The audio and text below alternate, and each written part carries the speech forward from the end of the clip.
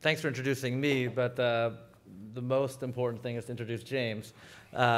James Murdoch is the chairman and CEO of News Corp Europe and Asia. It is a group that covers about 50%, almost 50% of News Corp's $40 billion of revenue overall, and reaches about 1 billion people worldwide in 35 different languages. James is a very accomplished individual at a young age. He's been a CEO or a member of the board of many companies, including B-Sky-B, Star, Phoenix Satellite Television, News International, Sky Global, NDS, News Digital Media, Raucous Entertainment, and of course, News Corp overall. He also has some outside interests, including biking, the Dolomite Marathon, some martial arts, very well. and a big goal of 2011 is to ski a little more. So yes, exactly. Well-rounded. I figured today is a very interesting time to be sitting down together and talking about the world of media and the global integration of content and distribution. We live in a time where, like this conference, everyone has a very big focus on international prospects for growth in high-growth regions like Asia and Europe in some cases, but also in terms of technology change. And so when you think about the world we live in media and technology, even examples of news flow from this morning or yesterday where Cisco is bringing down guidance on spending and driving the market lower as a result. Google said they're investing in India for cloud computing and doubling the engineering staff for the next 2 years. Yahoo is looking at some cutbacks. And then most interesting to me this morning is that the Daily Beast and Newsweek are merging operations in a new company called the Newsweek Daily Beast Company. So Imaginatively. interesting time. So how do you in your perch, manage a business as vast as News Corp's international businesses in this market? Got it. Well, first of all, thanks, Aryeh, for the introduction before, and thank you, everyone, for coming and for having me back here. I thought 2 years ago that maybe that was going to be the end of it, but I appreciate the invitation. I guess it is a time of incredible pace in the business and in the media business, but also just in the media business and its adjacencies. And there's, our competitive set today is so much broader and so much more global than it ever has been, even though on the ground every day you compete for customers, in a neighborhood, down a street, in a town. And it's a very challenging time in that sense. But for us, I think, given the diversity of the company, we are an international business. We are, as Aryeh said, about half of our revenue is kind of outside of the U.S., which is very unusual for the medium-sized kind of media companies, which we would be one of.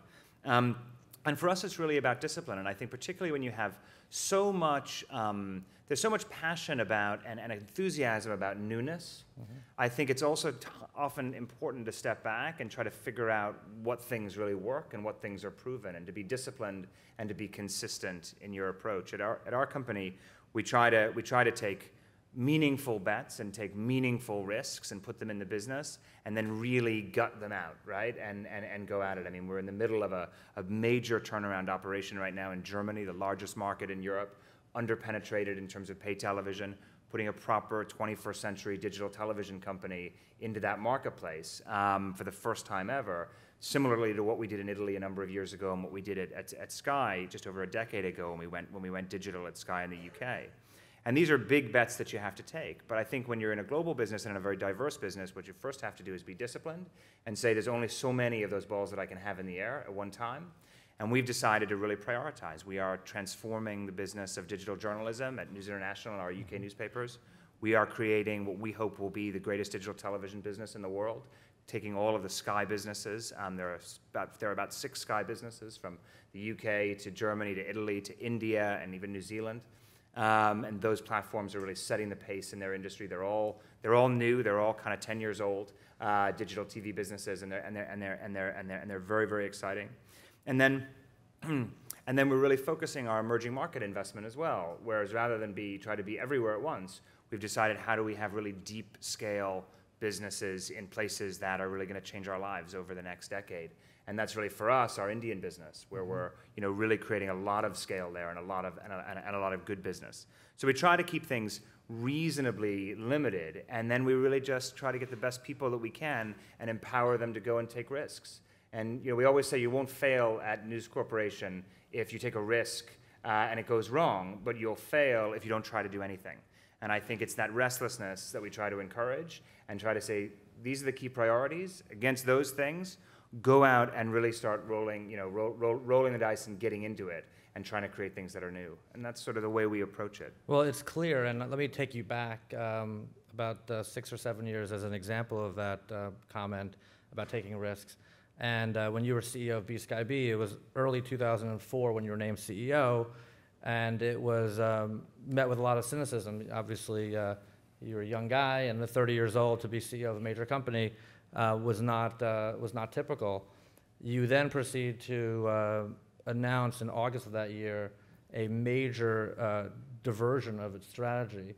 And BSkyB, just for people that aren't familiar, at that moment was thought of as a slower growth, subscriber-driven company of about 7.5 million subscribers, cash flow focused, milk the company for cash flow was what investors wanted. And you boldly say that we're going for 10 million subscribers by 2010, and that's the goal. Stock goes down 19% in one day. 24% in one day. I'm sure you don't remember. You haven't lived until you've been through that. 2 billion sterling of market cap shaved off the stock, and people were wondering, what's going on here? What kind of bet is this? And it's a major change. So, take us through how you thought through that, and what gave you the strength to do that, and just of a progress report. You hit 10 million subscribers last week. Yeah, well, actually, we hit it a little while ago, but we were keeping it a little quiet. But yeah, it's interesting. I think when you're in an organization and everybody outside of the organization, agrees with each other about what you should do, you often have to think, well, okay, maybe there's something wrong here. There's a reason why I think often being contrary sometimes is a better idea. Sometimes it isn't, but sometimes it is. It was an incredible time because I think when you look at a business like Sky, which I still believe is a pretty, not that big a business, is really just still in its infancy. It's only 20 years old. It's only been digital for 10 years. We looked at it and thought, there's no real good reason why we didn't think we could make a good product for lots more customers and we could continue to innovate, et cetera. And we also think that once you start to stand still in an organization, it becomes very, very hard to innovate. It becomes hard to attract the best people. So we really thought, we would go out and compete in a different way. And it was a great moment in the company, actually, because it also really, really, when you take a big risk like that, and a lot of people, and the community divides completely. Some people just absolutely think you're going to fail, and then there's some people say, actually, we did this for a reason. Let's stick it out, and you can really separate the wheat from the chaff internally as well. It's a really great moment from a cultural point of view to really sort of bind a team together. The other thing is that even big companies, if you start to tell the story of the future of a business, it's extraordinary how a team of people can bend an organization to an outcome, right? And we fundamentally believe that we can make products for people from all walks of life. We can sell broadband products, we can sell voice products. It hadn't even occurred to us at that time to launch high definition or 3D television, which we've just launched there, and we're taking 3D as well into Italy and Germany this year as well. This is a question when you take these risks to say, okay, what's the culture of a business? Is the business going to have a culture of growth and a culture of restlessness and a culture of change for its customers? Or is a business going to have a culture of protecting itself and protecting the status quo and kind of being part of an established sort of order? Our attitude has always been that we like investments where people think that a marketplace is developed and they think that things are mature, but you can go in and offer something new and offer new choices and new quality at new prices for people. So, in 2002, I guess it was 2003, you wouldn't have thought that from a macroeconomic point of view, a major multi-billion-dollar investment in Italy was the right answer. But we looked at it and saw a duopoly in commercial television and public service television. We saw under-penetration in terms of pay television and choice. We saw Italian customers and families being underserved by a marketplace that was deemed to be mature. And we created Sky Italia and things like TG24, which is the 24-hour news service, which is the first time you had plurality and diversity in news in that country. And it's just been off to the races. And now we're at a scale where we're investing in original dramatic production. We're investing in technology differently. The business continues to grow, and it's very, very profitable. It's actually our second biggest business now in all of Europe, is that Italian platform after just 7 or 8 years. And these are new businesses. There's a lot of talk about old media and new media, particularly in places like this. You know, a 21st century digital television platform is brand new, right? PVRs, high definition, 3D TV, all of this stuff is brand new. And the business models around it are delivering, which is essentially around bundling, is delivering more choice, more plurality, more technology at lower prices to customers and at scale across nations than before. So they're very exciting new businesses. And that's the way we sort of look at it. We say, you know, we like to be a bit contrary. We feel the same way about Germany now. And we even feel that way in, you know, in a place like India where, you know, it was deemed impossible to launch a pay television business a number of years ago. But we've really created or been part of creating a whole pay television industry there for our cable channels there, but also our satellite platform now as well, which is very, very exciting. Well, it's an interesting parallel because the B-Sky-B example and the others you're mentioning, you did embrace technology. At that time, it was high definition. Now there's a lot more to talk about in terms of technology. And you've been called News Corp's first new media executive. But in reality, you know, Don't know about that. Yeah, and obviously that's because of things like MySpace and the assets that News Corp has. But in reality, you really kind of debunked the notion of new media versus old media, and the company itself is really probably embarking now on the next kind of big B-Sky-B-like investment in technology, and it's a moment of change. You know, how are you thinking about the next 5 or 10 years down the road? Well, I think the key thing is that the competitive set has changed so much, right? So when you look at, you know, Aryeh is a banker, so he's always fond of telling us that we're too small and we need to get bigger and we need to, you know, have I got an idea for you? You could divest as well as acquire. We don't care either way. Yeah, you're indifferent. But it is true. I mean, today we look at our competitive set and we look at, you know, we look at the skies across Europe and Asia and Australasia, and we look at our journalism businesses and our cable channel business, et cetera, but we think about it and we say, listen, the competitive set is more global and it's much, much larger. So it is. I mean, we're just looking at the Google TV stuff, the YouTube business, and this and that. We've got Google and Apple. I mean, Apple is 10 times the size of News Corporation today, is investing heavily in video, is creating a platform for the distribution of copyrighted material. That is, you know, a huge opportunity in one sense for us. Our flagship newspaper products are now the iPad apps that everyone's very proud of and excited about. But also, you know, there's risk there. So the competitive set is changing dramatically. And that's sort of, those are the big global sort of tech companies. There's also just the big phone companies. I mean, BT announced its results yesterday, just orders of magnitude larger than our businesses in the UK, for example. And this is where the competitive set is going. We're looking at an environment now where, you know, in order to be able to compete, you need to be able to invest more in technology, you need to be able to invest more in content, and really, I think, differentiating ourselves in our products at a faster pace and to a greater degree than we've ever done before. And that's really what we feel about the next sort of 10 years, is that if we can really transform the pace and the scale of that investment and do it around the world, that's something that will really pay big dividends for us.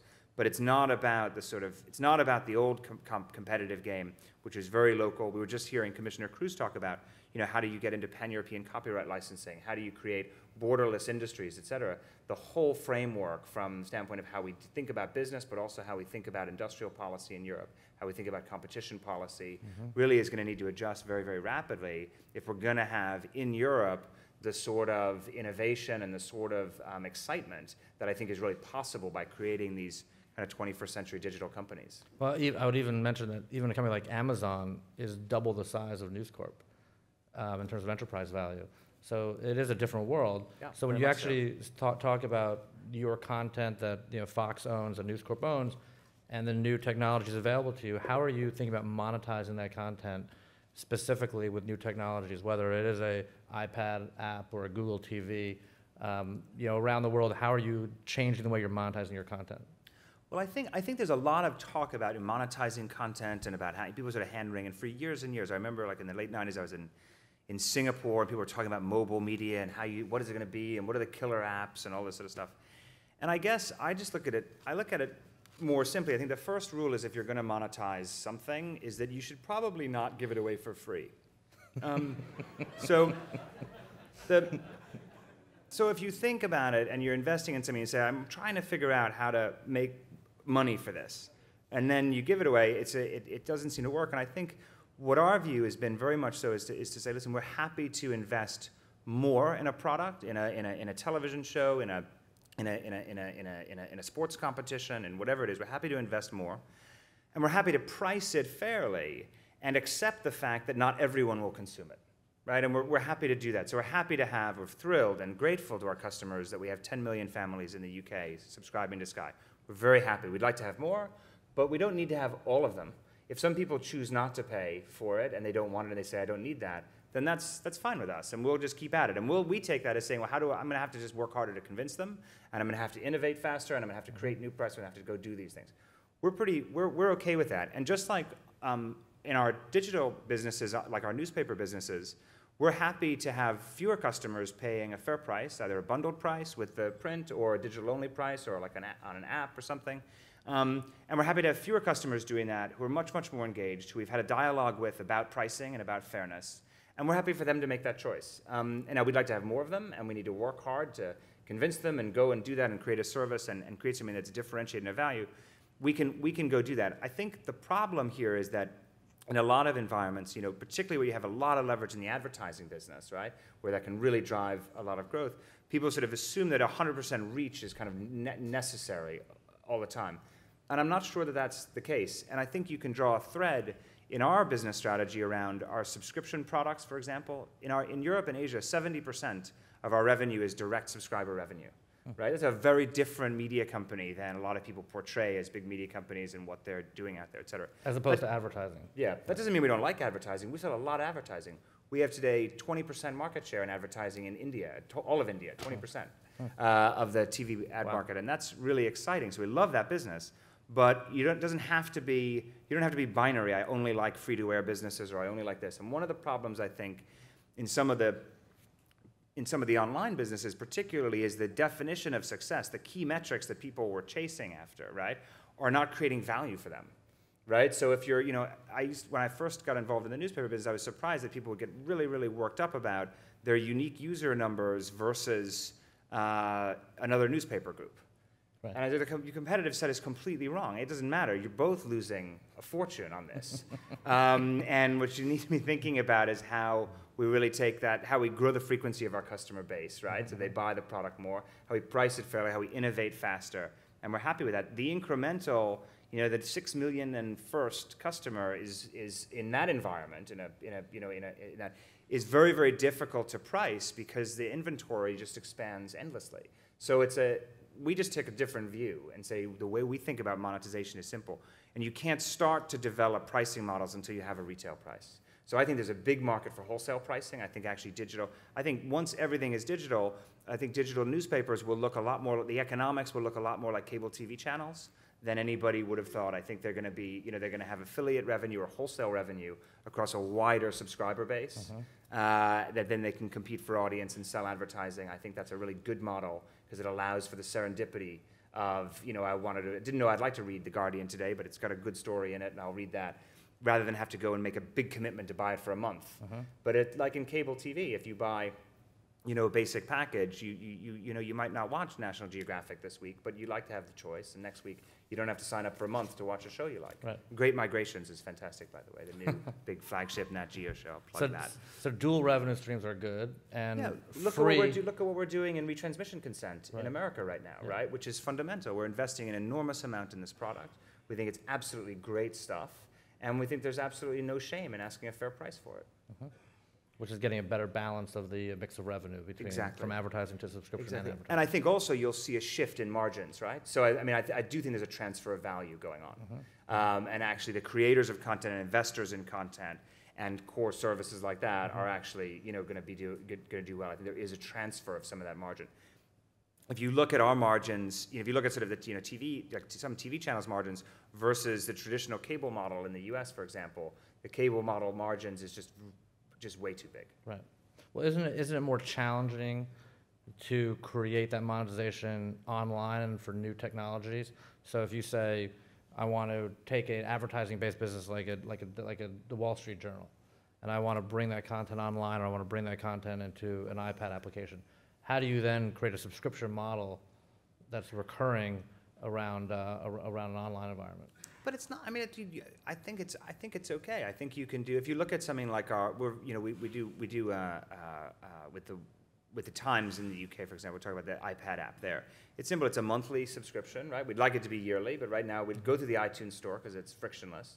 They charge a percentage, right? But the newsstand and news agents charge a percentage to sell the thing, and they don't even merchandise it properly, right? Sometimes they don't even put the Sunday papers together. Right.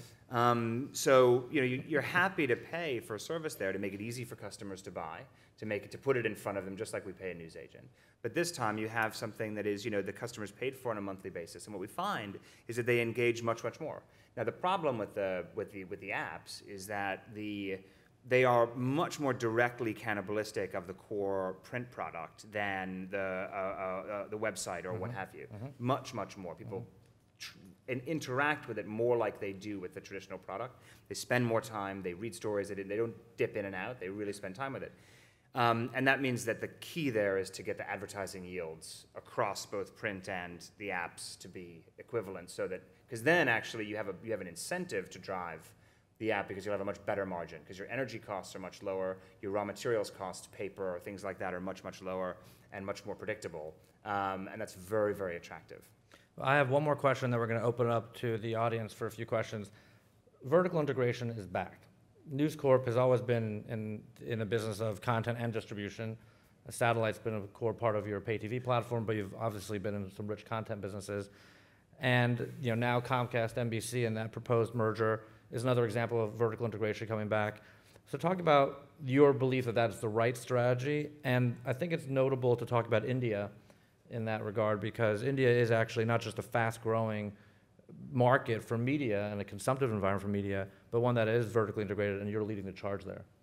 Yeah, I'm not sure I'd say vertical integration is back. I think some of us have continued to pursue it. Some people have dipped in and out, right, very expensively.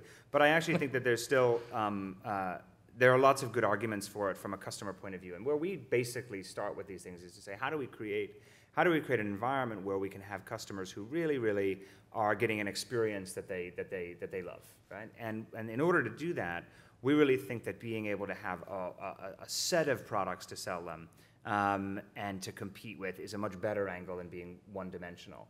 And I think also being able to capture value, if you will, kind of up and down the chain is very interesting. We don't pursue vertical integration exclusively. In the U.S., for example, we are a major cable group as well as a free-to-air broadcaster. Around the world with the Fox International channels, something like National Geographic, it is a business that is more like a channels business only.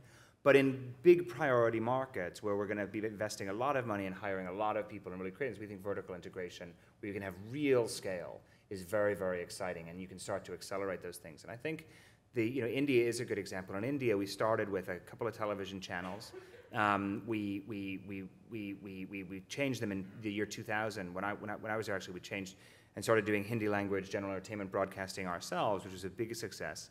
And then we've built a whole portfolio of cable channels on the back of that, and we've really driven things like the affiliate fee business in the marketplace through our own business, but also ESPN Star Sports, which is an affiliate of ours, and really changed the economics there.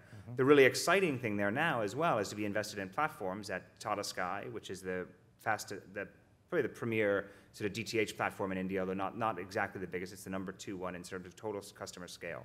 As well as Hathaway Cable, which is which you know well, Aryeh, which is one of the big cable companies there. And to have that variety of assets to work together to actually get outcomes for customers is very attractive. The big problem is you have a lot of regulatory barriers to vertical integration, both in a variety of places, right? Both in Asia particularly, and it's been used as a barrier for new competition. And I think that's a real problem, because you could go a lot faster and invest a lot more and get better technology at lower prices to customers if you were much more vertically integrated, for example, in broadcasting and platforms, which are separated in India from a regulatory perspective, which makes life hard. Interesting. Let's open it up to the audience. We'll take 2 or 3 questions in a bunch, and then we'll have James answer them. So in the interest of time, I'll take notes. Are there any questions? One's over here. We can't see anything, so. Oh, on the left, here you go. Where? Hi, Richard Cooperstein, Media Investment Group. Ever since the sort of significant decline of MySpace, and the recent announcement that they're not a social network anymore. What's the big picture plan for the social networking space for News Corp? Okay, that's just one there. Microphone. I'd love to get James's thoughts about, in the States at least, the stats are 22% of consumers have cut back on cable or cutting the cords in general. Something yesterday published said over 20% of iPad users are now leaning towards cutting the cord. So the whole cutting the cord and how that affects your content world is something of interest to me. Okay, and we'll have one more. Right behind you. Hello, Robin Hoeken from Studio Hamburg in Germany. I would like to learn more about your take on innovating in the German market, especially with regards to the big public broadcasting sector and a strong telco competition to Sky.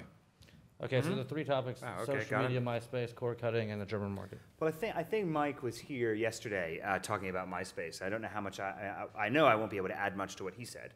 But obviously MySpace has gone through a big relaunch, a real repositioning, and Mike's really led that in the team there, and I think the company's excited about that. But also, everyone, Mike included, watching it very closely. It's it's not an easy business. It's a hugely competitive space, and that's sort of going. With respect to social network, I mean, I think all of our businesses sort of really interact with different social platforms all the time, and that's with respect to distributing programming and content.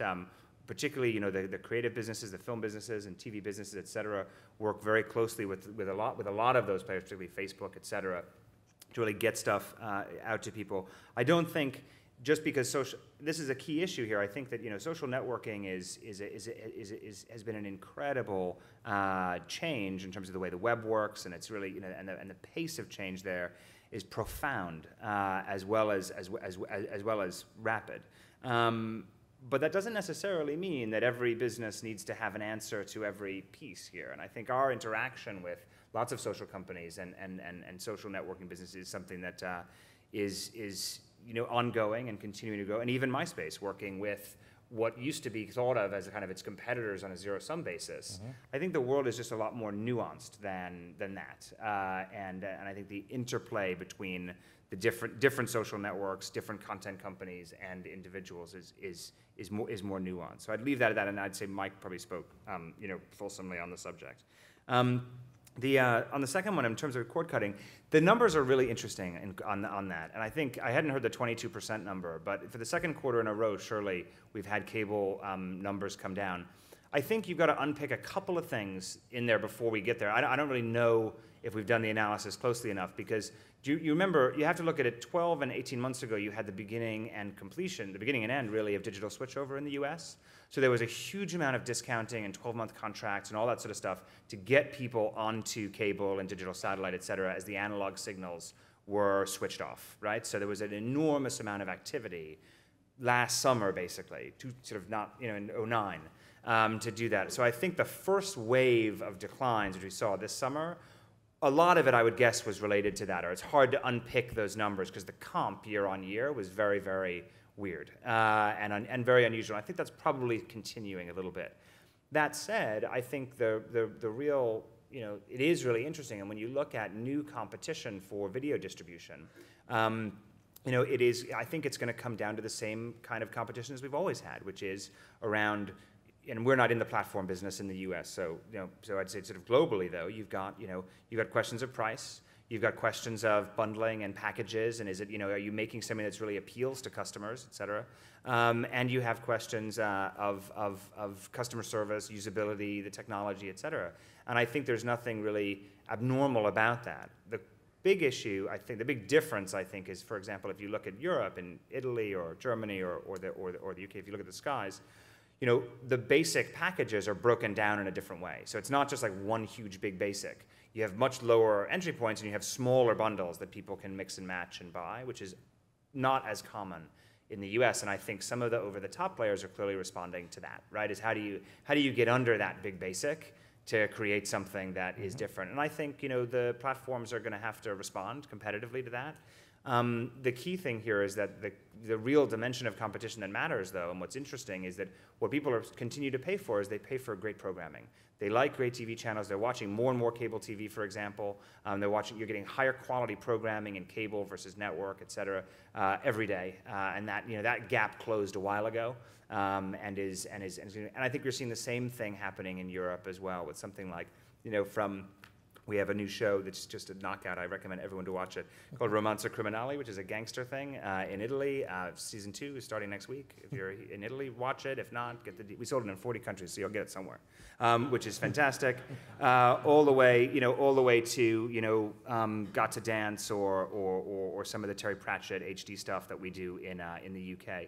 There's an enormous amount of investment going into original production from the pay sector, which is very exciting, I think. I think the bigger issue is whether or not a la carte pricing grows, right? And I think the challenge becomes, from a customer's perspective, sort of bill shock. So if you actually look at a place where you've had a la carte pricing per channel for a long time, in Japan, the platforms haven't really grown, and there hasn't been as much money flowing into original production, and there hasn't been as, it has not been as vibrant a creative economy, if you will, as one would like.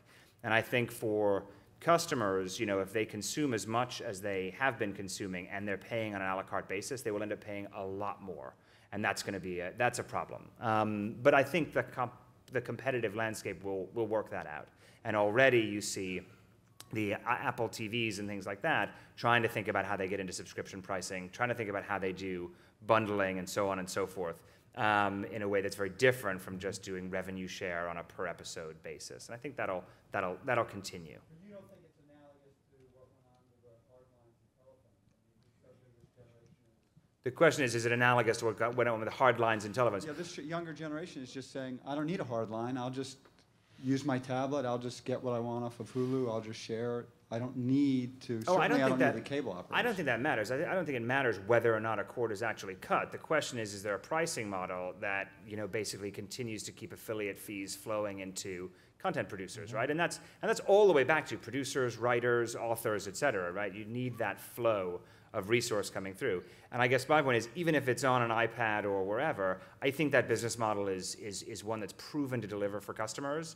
And whether you're coming down a coax cable or you're coming through a Wi-Fi spot on your iPad, that business model is going to be consistent. And this is the thing I was saying before, is once everything is kind of digital, it doesn't mean that all the old business models are gone. What it does mean is that you can actually apply the ones that work to a wider variety of product, right? And I think that's a real exciting opportunity, because we know that there are things that work for customers and that work for content producers and that have worked for platforms. And I think it's a question of them being able to adapt. I think some firms will fail to change and embrace that, but I think the basic business model is one that has been, is proved very durable and very attractive for customers. And that's the key, and that's why I think it'll remain durable. But if you can't find the pricing model, you're not going to distribute the content. Well, I don't think you want to give it away. Right. Well, you can't pay for it. Right. It's expensive. Yeah. You should see these people and what they get paid. So I mean, shocking.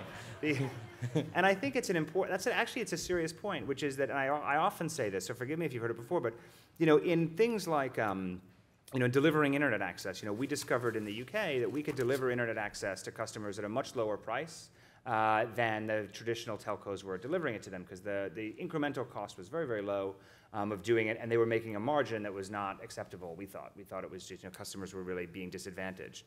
So there was a huge amount of technical innovation that had made it easier to deliver broadband at higher speeds at lower cost, right? And that was local loop unbundling and so on and so forth. In TV or in the content business, sorry to use a sort of lumpy word like that, there is no new technology that makes athletes not greedy, right? I don't have that thing, right, that makes, Wayne Rooney say, you know what, I'll do it for free. I love it so much, I don't need the Ferrari, right? And I think that's something that a lot of the telco industry and a lot of the tech industry hasn't really understood, is that there's a whole economy behind this, which goes all the way back to the base level of the people participating in the shows, et cetera, and it's a very expensive product to produce. It just is.